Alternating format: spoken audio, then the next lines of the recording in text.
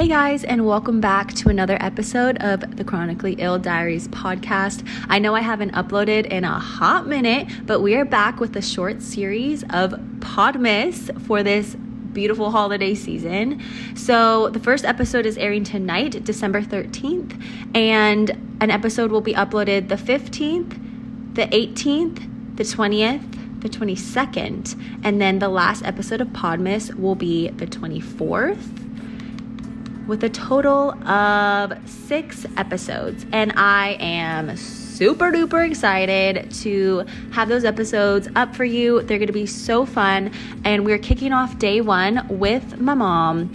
And we kind of dig into not only her background and her health history, but also into being a mother and dealing with finding out your young child is diagnosed with a chronic illness. I hope you guys love this series, you love Podmas, and you guys are enjoying the holiday season. So with that being said, let's jump right on into it.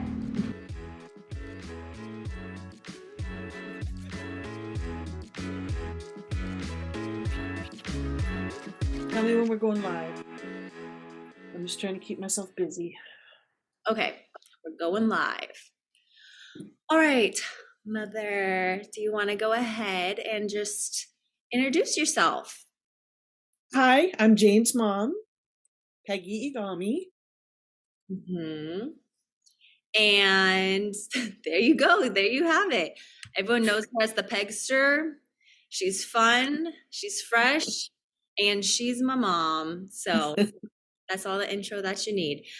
Anyway, my mom has been avoiding coming on this podcast for a long time because I don't know if I'm going to put in the beginning of this, but she was just crying when I asked her if she's ready to start. So she's been putting it off for a minute.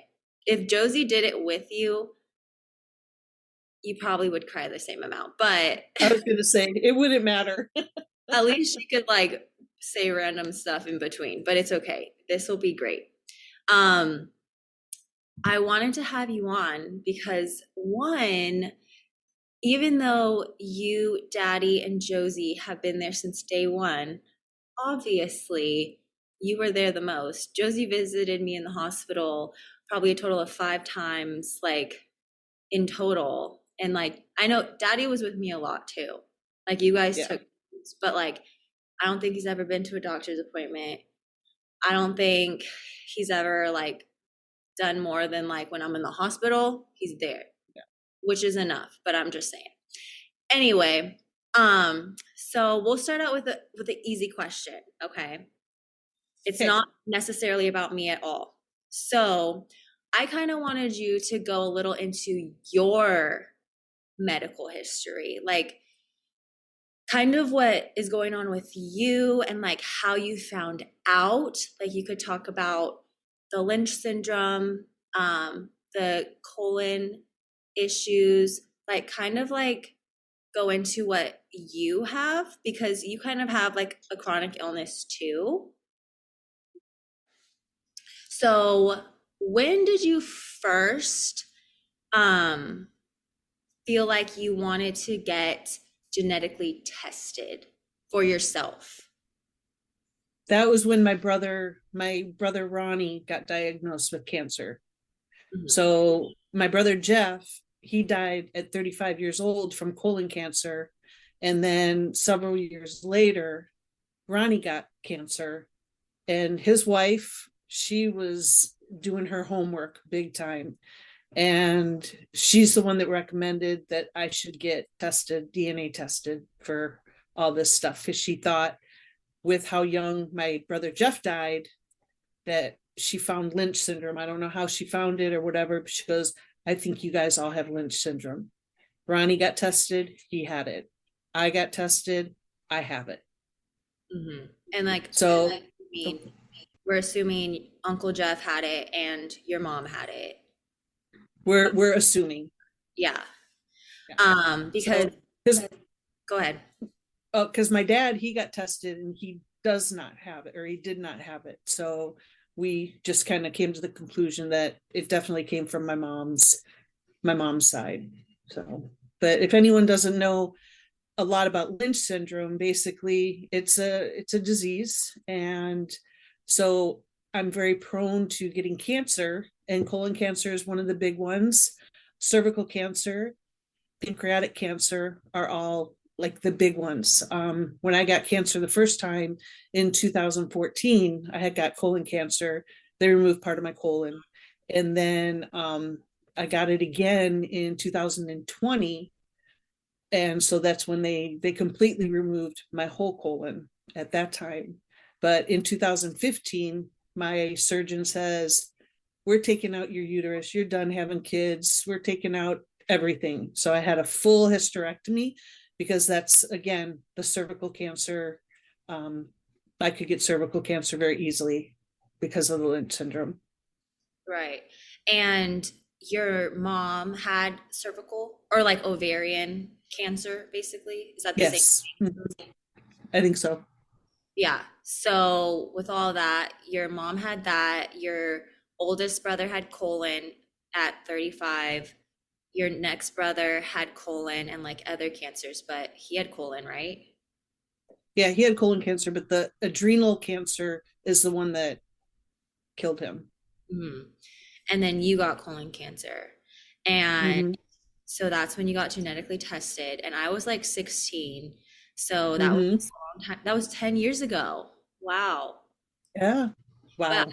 I feel like that was a good, like the best thing that you could have done because obviously then you were aware of it and you were able to catch like a bunch of stuff after that rather Right. than not like being your normal self and being like, oh, I don't need to go to the doctor. It is, Yes. you know? I no longer procrastinate. If I feel something isn't right, I make that call. I need to see a doctor. Yeah, which is good. So when you had your second surgery for colon cancer, a couple years ago, kind of go into what you had to do for that because you had like all of your small intestine taken out. No, that's all I have left. Oh, Your colon is your large intestines. okay. So So large intestine taken out, majority mhm, of it. all of it. I have no I have no colon anymore. So and then in the worst part was it was the beginning of COVID. So I had to go through all of this by myself. That's rough. Nobody could come and see me in the hospital. I would just do some FaceTime calls to you guys just to kind of let you know where I was at. But it was a very, very tough road. It was really hard. Yeah. No, I remember because I was gonna come home by myself, but then you were like, you can't even come in the hospital or anything. So it's like, what's the point? Josie couldn't see you, Daddy couldn't see you. They could just like pick you up, right? And stuff, like, or Yeah. whatever. Well, your dad and Josie were both able to come into the hospital for training because I ended up having emergency surgery because my small intestines got tangled up. So I had to get an ileostomy bag. So they had to get training on that so they could learn how to hook it up, how to take it off, and all of that. So that was the extent of being able to have anybody in the hospital with me. So it was like a 1 hour short little visit, getting training, and then they'd have to leave. But it wasn't like an actual like visit where they could just sit with you and like hang out. No. Yeah, it was like, oh, we're here to do something and then I have to go type of thing. Yes. So, can you explain a little bit what your how do you say it? Illimos. I just called it your bag. My bag, yes. So basically, seeing as that they did emergency surgery, so there's okay, so let me back up a little bit. There's nurses that place those, they'll come into the room and tell the surgeon this is where it needs to go. Mhm. And they'll, put an X. X marks the spot on your body of where this ileostomy bag has to go. But mine was an emergency. And they didn't have time for that. They didn't have time for anybody to come. They just rushed me right to the emergency room. And sorry. It's okay. And so the surgeon, I was so mad at her because she put it in one of my fat rolls. So my ileostomy bag, it would leak. So I would sit up or whatever, and you sit and your kind of fat rolls, you got room there, and all of a sudden my poop would be coming out the sides of the bag. And it wasn't very pleasant for anybody, especially me. Mhm. So we had to have a lot of extra training because I had to learn how to, and your dad and Josie had to learn how to build it up. So basically putting layers of this kind of like clay Mhm. and making, and to even out my skin, to basically cover up those fat rolls. So where the fat was, they'd have to put extra like putty or clay, whatever you want to call it, there to help so it wouldn't leak. That took a lot. Yeah. So, but that was, they took it, I had it for 8 months, and then she removed it, and my small intestines were better. And so then they connected my small intestines to my anus. So that's why it took me probably almost, well, about a year and a half before I could kind of become pretty normal with bowel movements. Right. So for people that don't know, how do you pronounce it? Illinois. You're confusing me. Ileostomy. Yeah, because there's two. There's that one, and then there's another one. But this one that my mom had, um, they hooked it up to her small intestine, and since she didn't have the large intestine, like when you go to the bathroom, it just travels to the small intestine, and then it came out in the bag basically, and then Mm-hmm. they had to change it, clean it, all that good stuff. And it was like if she took it off, it was like a little like wasn't your intestine like out of your body? Yes. Yeah. Yes, it's out of your body. And and there were times where, this is kind of gross, but there were times where your dad would go to change my bag, and all of a sudden I would start to poop. Because you And can't it's just, control it. Yeah. oh no, you can't control it one bit. I don't even know when I'm doing it or when I'm going, when I had that ileostomy bag. So it was just, he'd sit there and he was getting wet paper towels and all this stuff to try to, you know, clean it as it was coming out of me and all this stuff. And there was, the longest was almost 2 hours that he had to sit there and wipe and wipe and wipe before I stopped. So you can put it back on. Or yeah, like put it Put all a back. new one on. Yeah. Yeah. He's probably So thinking I pulled it off at the wrong time. yeah. And you just don't know. So we always planned it like before, before a meal and that kind of stuff. So Don't risk. we got it down really good. Well, at the end I was doing it all by myself. So, but in the beginning it was definitely trial and error. Yeah. How how are you supposed to know how to do that? I Um, know. those two bag, different types. I should have looked up how to pronounce the other one, but those two, they're very common with like Crohn's disease too, and like Mm-hmm. what France has, like ulcerative colitis. The people that have those, like when it gets bad, like that's typically what they get too, which is like Mm-hmm. crazy. But anyway, yeah, so that was definitely an experience, but luckily you were able to take those out or take it out and you didn't have to live with it. Like your Right.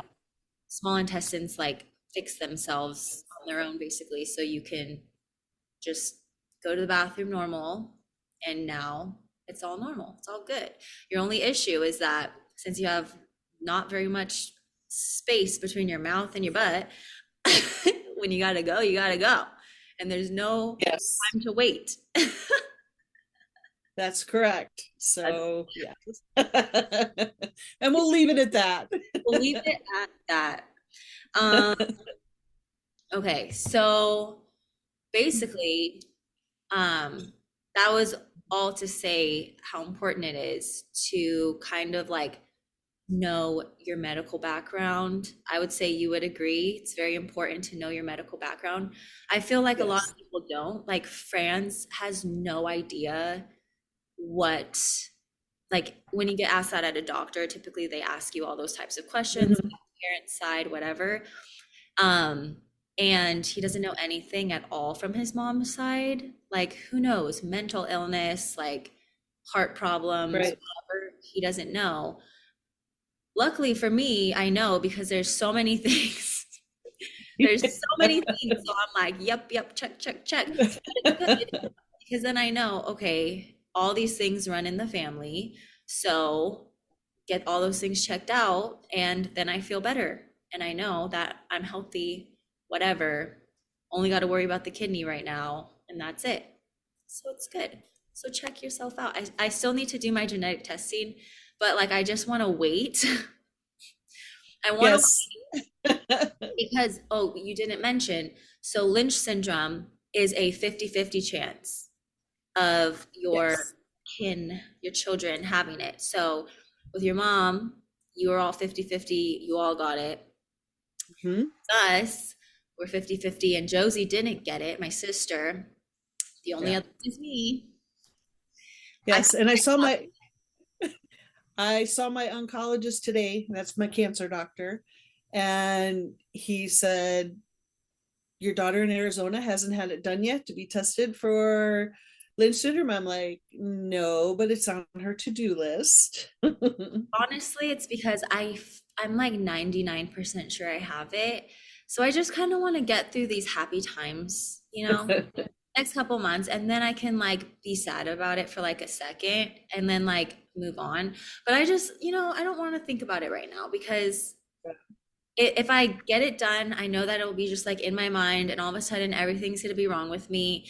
And I don't want to think about that. I just want to like get married again, have Right. some fun, whatever. And I just got a colonoscopy for my kidney transplant. So it's like I'm good for now with Yeah. that. Um, Within the next year, I'll get it done. That's all that really matters, right? Yep. We'll go with that. Um, okay, now we're gonna get into some other types of questions. So Okay. grab the tissues if you need it. Maybe drink some wine. Um, That's what I should have did. let's start our Advent today if you want. We can have our first bottle of wine. We should have. Should Yes. we stop and go get it? Yeah. Okay, go get one of them, or bring the box or Okay. whatever. Let me go get it. Okay. Okay, so quick So intermission, guys. If you, see, me and my mom bought this wine advent from Target. It's not too late to buy one. Super cute. And we're gonna drink the number one because my mom is a little nervous about talking on this podcast. So midway through, we're gonna try Night Lights Cabernet. Oh my gosh, I can't even, I'm not gonna butcher it. This is what it is. Cabernet Sauvignon, Bulgaria. Huh. And it is this beautiful red wine. Smile. I Okay. have mine. Amino. All right, let's see. Cheers. Cheers.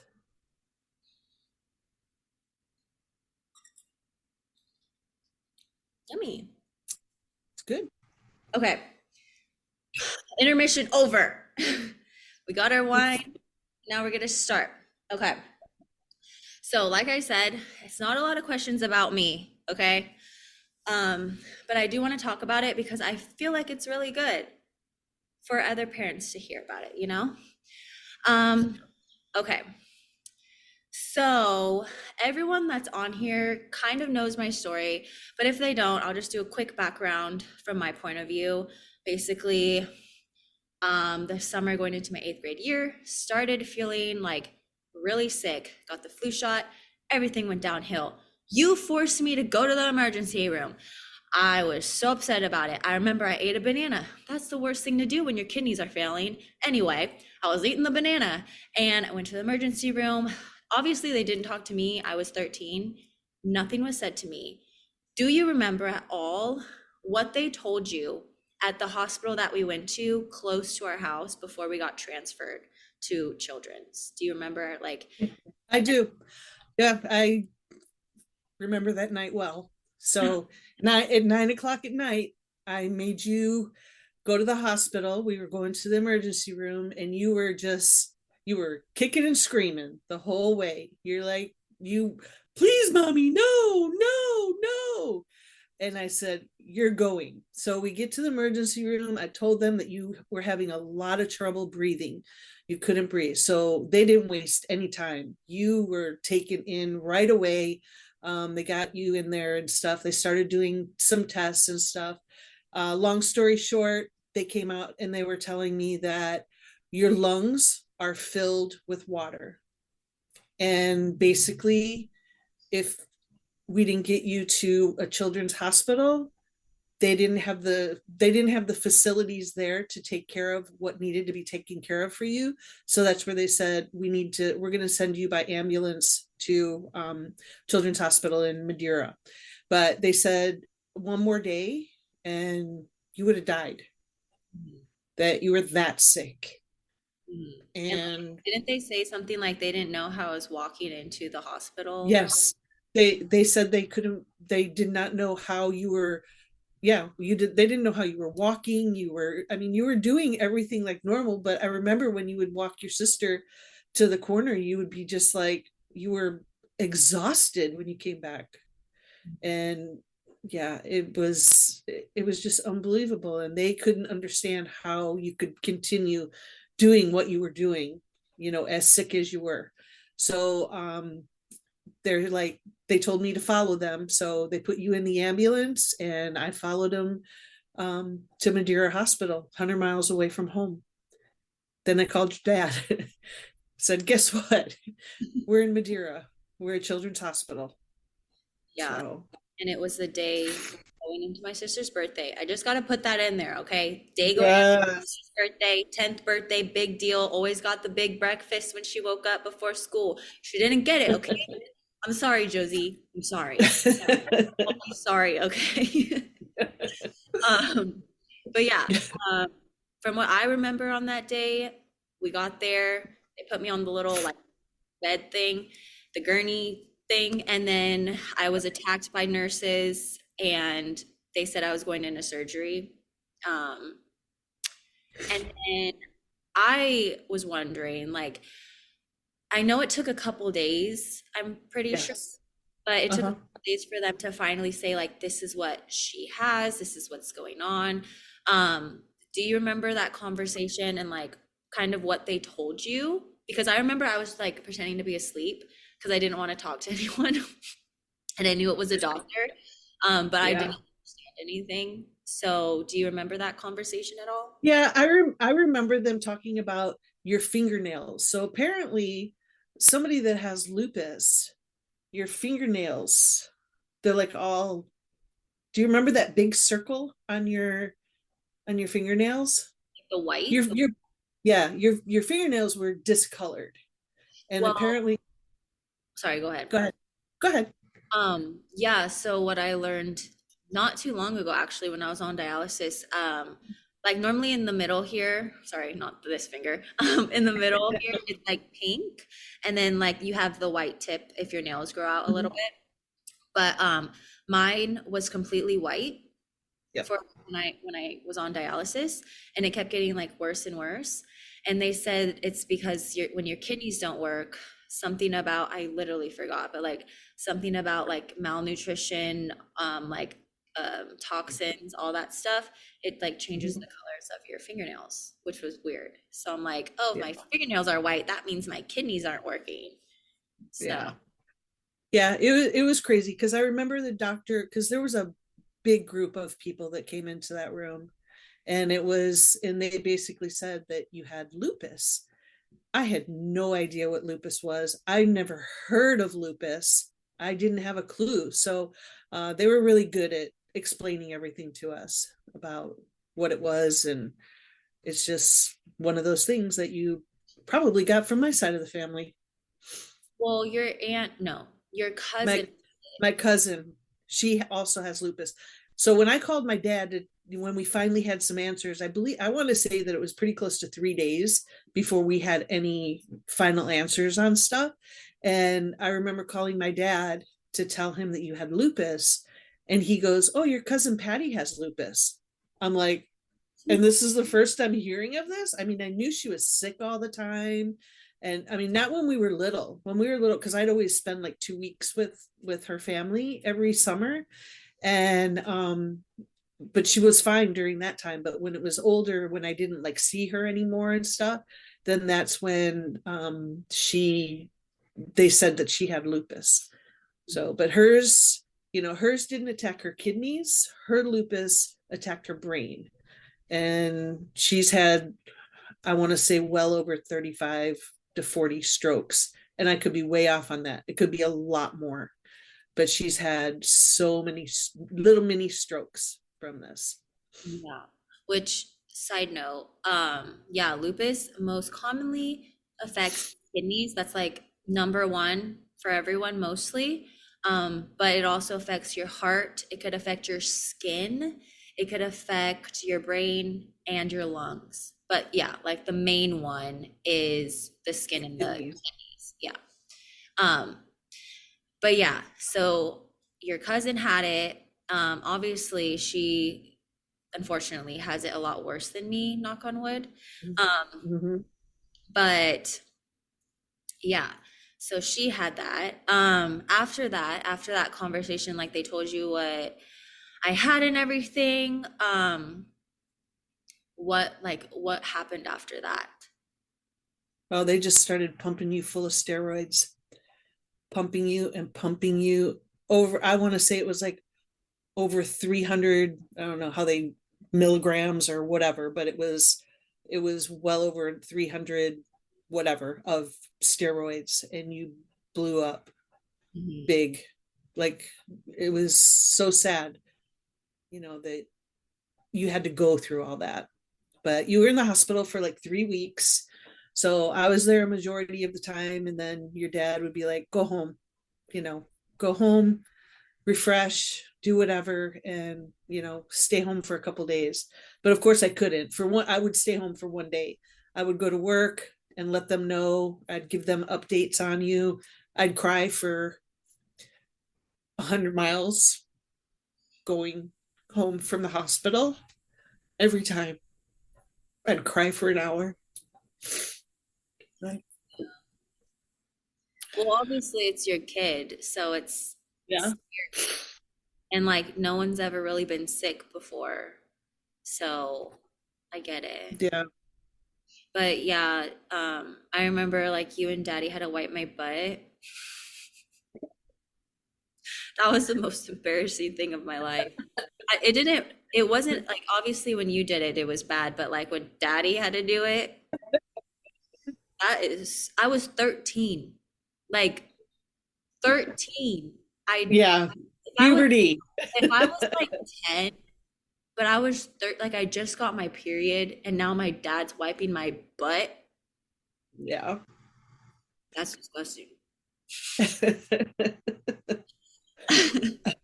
How do Uh, you think I feel? He had to change my poop bag. I know, but at least you were like, yeah, yeah. Been through a lot with the poop. I know. I have a thing. For people like you who have more than one kid, one of the kids is the sick one, and then the other one's like fine. How, like, if you could redo everything, how would you do anything different when it comes to like attention for Josie? Or like you and daddy both, like attention for Josie, or like not worrying about me as much, or like whatever, like during that time? Because I feel like whether she says it or not, she probably felt like neglected or whatever. And a lot of it has to do with her freaking birthday. But like, Right. But like, cause she was so little, she was really little, and I don't think she like understood anything, like what would Right. happen besides, oh, Jane's sick, and then I'm just being stuck with my aunt type of thing, like what would you do something different, tell her something different? I don't know. Well, to be honest, probably not. I mean, when that happens to you, it's like your kids aren't supposed to be that sick.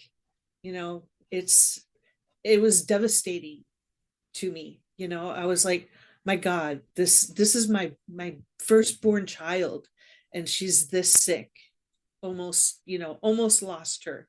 She's We don't know what's going to happen, how things are going to end up.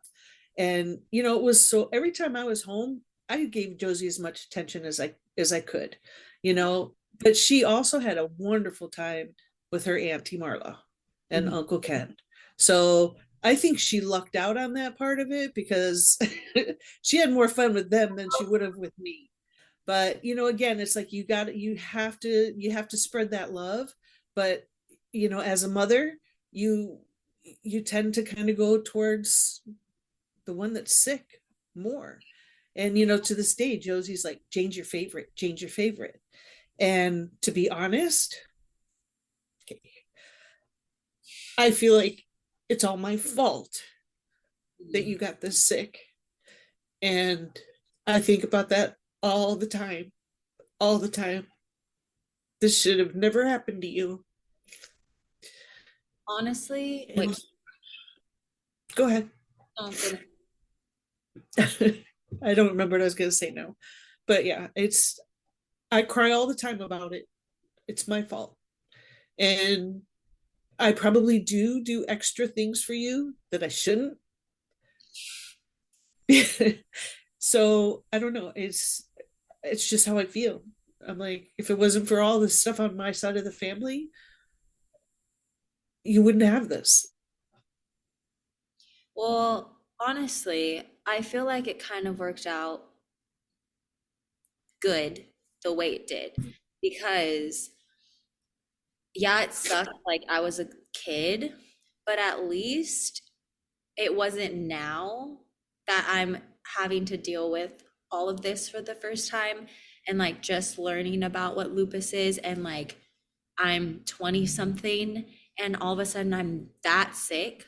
Like I get it, I've been going through the kidney stuff, but like that was so much easier to go through, like already have gone through 10 years of all that. And then Right. now, and then it happened too, yeah, like when I was a kid and I was out of school for like a month, but I was in eighth grade. So it was easy to like catch up. Not if I'm in college and I'm trying to catch Right. up on stuff or quit my job or something because of it. And then like Right. broke for months and months. Um, Yeah. yeah, it all worked out for a reason. All right. Last but most important question. Uh-oh. What is something you would tell a parent who went through a similar experience that you have gone through with me? Well, don't always believe what they tell you, because you were notorious for lying to me about you would cover up, and I didn't think anything of it when you would have your sweatpants so far down that they covered your feet. So I couldn't see your feet. I Counting couldn't see how swollen. Oh yeah. So I couldn't see how swollen you were. You would wear your dad's sweatshirts, so your hands would be covered up and you'd have your hands tucked in. All this stuff, it was like you were hiding stuff from me. And the one thing that like really gave it away, I shouldn't say gave it away, but when you went to a friend's house, you spent the night, and when I picked you up the next morning, your face was all red and rash, and we were thinking, oh, she must be allergic to the cat. But little did we know it was the butterfly rash of lupus. So if there's something that just doesn't feel right to you, doesn't look right, um, check it out. I mean, I could have lost my daughter if I didn't take her to the emergency room that night. She could have been dead the next morning. So don't listen to them. I Seriously. I don't even remember doing all that. I You remember don't? I remember like things that would happen to me, but I don't remember doing weird stuff like that. Like I remember Yeah. I would shower. It got to a point where my knees were so swollen that the Yeah. shower I had at the time, there wasn't like it wasn't like a bathtub. It's just like a step, literally this tall, if that, to get in and out. And I remember I couldn't even lift like bend my knee enough to lift it over that and then walk Mhm. like 10 steps from the bathroom to the bed. And then on top of it, I couldn't breathe. And so then I would just like fall on the bed and then I couldn't breathe when I laid down. So I would just be Yeah. like, oh my God. And I'd be there like right out of the like wet and everything. Like I couldn't even dry off. It Yeah. was so bad. And then obviously you weren't watching me take a shower. So that was Right. easy to And hide, like stuff like that. yeah, exactly. Exactly. So you didn't volunteer anything. I would be like, there'd be times I'd catch a glimpse of something and then it'd be like, let me see those feet. Let me see what's going on. And then that's when we went to see your pediatrician. She's allergic to apples.